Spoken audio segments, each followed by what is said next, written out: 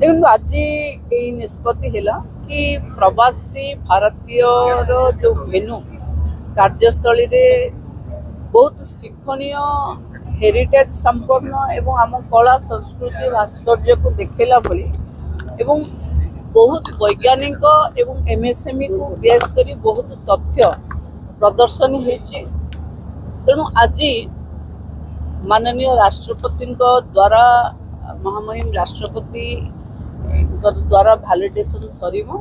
ये सरला दुई दिन 12 तारीख आज संध्या बेलू 12 तारीख संध्या बेल पर्यंत छात्र छात्री एवं साधारण जनता एठी सांस्कृतिक कार्यक्रम भी रहिबो एवं एठी जो मेला लगी से सबू साधारण जनता प्रवेश करी देखि पारिबे एवं एटा निःशुल्क रहिबो। पूरा पूरा रहिबो माने काली दिन भी रहिबो माने 48 घंटा एको बढ़ी दिया जाइछि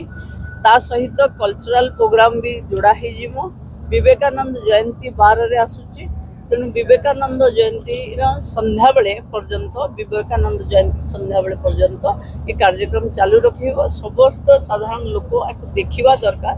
कारण A1 ठू नहीं मेला पर्यंत पर्यटन ठू नहीं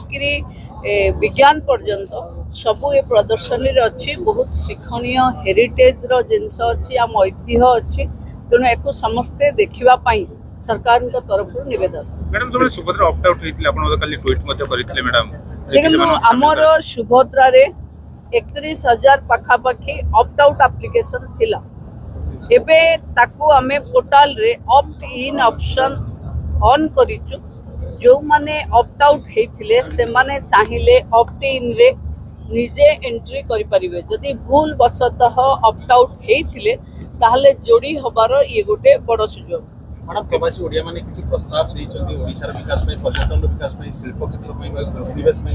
देखो मु तो बहुत पर्यटन मंत्री भावे बहुत आशावादी कि पर्यटन उपरे इन्वेस्टमेंट बहुत अधिक हबो एवं आम पाखे जो भित्तिभूमि विकास करबा पई पर्याप्त सुजोग अछि एक गोटे बहुत सुजोग मिलिबो। आज नुआ करी नारी शक्ति रो जो आलोचना होउतिला सेथु जानिबा को मिलिला कि गोटे मैरिटल आर्ट सहित सामरिक माने जो कौशल अच्छी ता सहित केमती मिशन शक्ति टाइप हम से विषय भी कथा